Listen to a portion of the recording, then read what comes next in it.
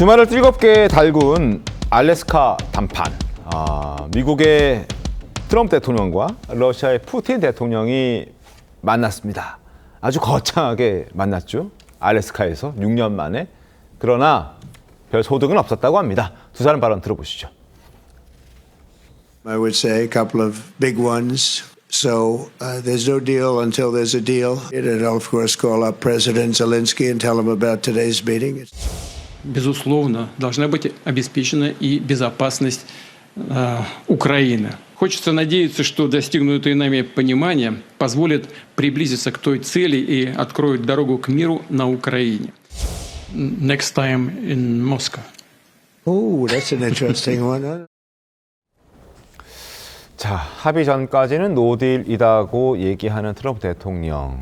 어느 정도 진전은 있었다라고 얘기를 하고 있는데 휴전 없이 푸틴에 호응했다. 돈바스 양보 압박하고 있고 이거 들어줄 가능성도 있다라는 게 두 사람의 만남의 결과고 그 가운데 이제 고래 싸움에 세 명의 등이 터졌죠. 젤렌스키 대통령은 아무런 소득 없이 지금 두 강대국의 결정에 끌려가야 하는 그런 상황이 됐습니다. 그러니까 일각에서는 트럼프 대통령이 처음부터 젤렌스키 말 들어줄 생각 없었고 그냥 러시아랑 거래하기 위해서 만난 것 아니냐 이런 지적들이 나와요. 어떻습니까? 네, 그렇습니다. 현재 젤렌스키 대통령이 지금까지 어떤 휴전이라든가 혹은 종전을 앞두고서 우크라이나가 원하는 조건들을 내걸었는데 그 조건들의 세부 면면을 보면은 상당히 비현실적인 면들이 좀 있었습니다. 네. 대표적으로 지금 러시아가 점령 중인 4개 주에 대한 어떤 완전한 반환을 요구를 했고요. 네. 그리고 러시아가 지금 점령 중에 있는 그 크림반도에 대한 어떤 소유권도 다시 우크라이나에 돌려주기를 원하고 있습니다. 하지만 이런 부분들은 물론 우크라이나 입장과 우크라이나 국민들의 관점에서 본다면 당연한 어떤 얘기겠지만 네. 국제 정치의 어떤 현실적인 측면에서 봤을 때 러시아가 이미 시리아 지배 중인 곳을 어떤 협상의 대가로 얻어내는 것은 굉장히 어려운 일이고요. 특히나 해당 지역에서는 지금 우크라이나군이 고전을 면치 못하고 있거든요. 네. 그렇기 때문에 군사적으로 상당히 우위에 있는 러시아군이 순순하게 우크라이나가 원한다고 해서 그 지역들을 넘겨줄 가능성은 지금으로서는 제로에 가깝습니다. 그러다 보니까 그 트럼프 대통령 입장에서는 그런 젤렌스키 대통령의 마음도 이해는 하지만 네. 결국 이 협상을 어떤 성과적으로 이끌어내기 위해서는 서로가 서로를 좀 양보하는 게 어떻겠냐. 즉 우크라이나 입장에서는 4개 주 정도에서 2개 주 정도만 가져가는 것으로 합의를 보고 그 대신 나토라든가 혹은 유럽 국가들이 우크라이나의 방위에 조직적으로 참여할 수 있는 공간을 열어주고 그에 대한 어떤 군사적인 지원이나 자금적인 지원을 미국이 해줄 의향이 있다라고 밝혔거든요. 네. 또한 푸틴 대통령 입장에서는 본인들이 가장 원하는 돈바스 지역에 대한 소유권, 그 크림반도에 대한 안정적인 지배권을 확립한다면 나쁘지 않은 성과라고 볼 수 있기 때문에 트럼프 대통령은 지금 서로가 윈윈할 수 있는 최적의 어떤 조건을 찾아내기 위해서 고민을 하고 있는 것으로 보입니다. 구자현 변호사님 어떻게 보셨습니까?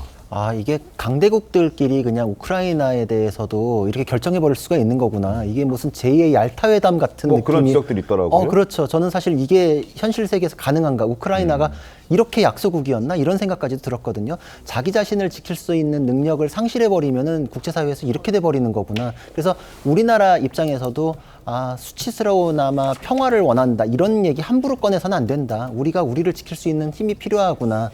저는 레이건 대통령이 예전에 했던 말이 생각이 나거든요. 이런 상황을 대비해가지고 위험을 감수하는 것, 그리고 치욕을 감수하는 것, 두 가지가 있는데 그럼에도 불구하고 평화를 원하기 때문에 치욕을 선택하겠다라고 하는 국민이 있다면은 그 사람들은 지배당할 마음의 준비가 되어 있고 지배당에 마땅하다라고 하는데 우크라이나는 너무 안이하게 그 서방 세계의 지원이나 이런 거에 의존해 왔고 스스로가 자강을 할 수 있는 기회를 많이 놓쳤다. 지금 앞으로도 나토에 가입되는 것도 맞고 지금 저는 노딜이라 그러지만 푸틴과 트럼프 사이에서는 굉장히 협족하는 진행이 되고 있다고 보거든요.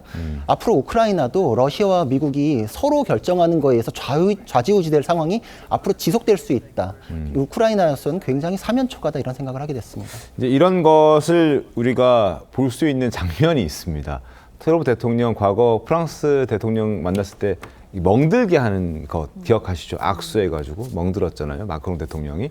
그런데 이번에는 인사할 때부터 굉장히 약간 공손한 듯한 느낌을 주는 인사 장면, 악수 장면도 포착이 됐습니다. 한번 보시죠.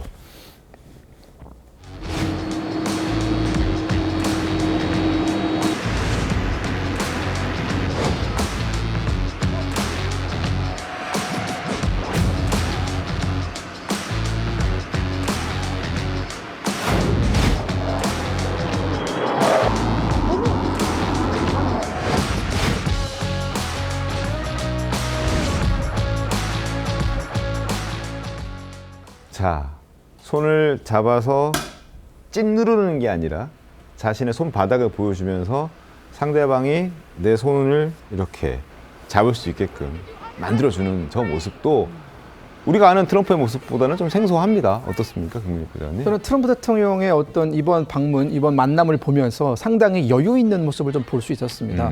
일단 첫 번째로 우리가 짚고 넘어가야 되는 것이 이 러시아 대통령 푸틴의 알래스카 방문은 역대 러시아 대통령 중 미국을 방문한 첫 번째 사례입니다. 아하. 네, 어느 누구도 러시아 대통령이 어느 누구도 물론 두 명밖에 없습니다. 옐친과 푸틴밖에 없었습니다만 그 둘 중에 어느 누구도 단 한 번도 미국 땅을 밟아서 미국 대통령과 회담을 한 적은 없거든요. 지금까지 미국 대통령과 만남은 많았지만 주로 제3국에서 뭐 네. 스위스라든가 뭐 오스트리아라든가 이런 곳에서 진행을 했지 미국 땅을 밟은 적은 없었습니다. 이번이 처음이라는 점, 즉 트럼프 대통령 입장에서는 본인의 집에 온 손님이기 때문에 어느 정도 여유를 가지고 보내주면서도 또한 이 당근과 채찍을 동시에 보여주는 그런 굉장히 협상가의 면모를 보여줬습니다. 손바닥을 내미는 그 장면 위에서는 바로 전략 폭격기가 날아다니고 있었고 스텔스기가 날아다니면서 이게 도대체 나를 환영하는 것인지 아니면 이 겁박을 하는 것인지 헷갈리게 만드는 그런 전략을 썼고요. 네. 그리고 상당히 어떤 외국 정상과 만나면 트럼프 대통령은 한 1시간 동안 본인이 하고 싶은 말을 하지 않습니까? 네. 근데 이번에는 그렇게 말을 많이 하지는 않았습니다. 아, 그렇군요. 오히려 푸틴 대통령한테 마이크를 양보하면서 미국에 왔으니까 한번 여러 가지 얘기를 해봐라 라고 얘기를 했고 좀처럼 영어로 말하지 않는 이 푸틴 대통령이 이번에는 영어로 next time in Moscow 오. 이렇게 얘기를 하면서 서로 뭐 이전에 뭐 브로맨스 관계다 이런 게 있지 않았습니까? 네. 그것이 다시 한 번 더 도드라지는 그런 장면이 아니었나라는 생각이 듭니다. 알겠습니다. 젤렌스키 마음만 타들어가겠네요.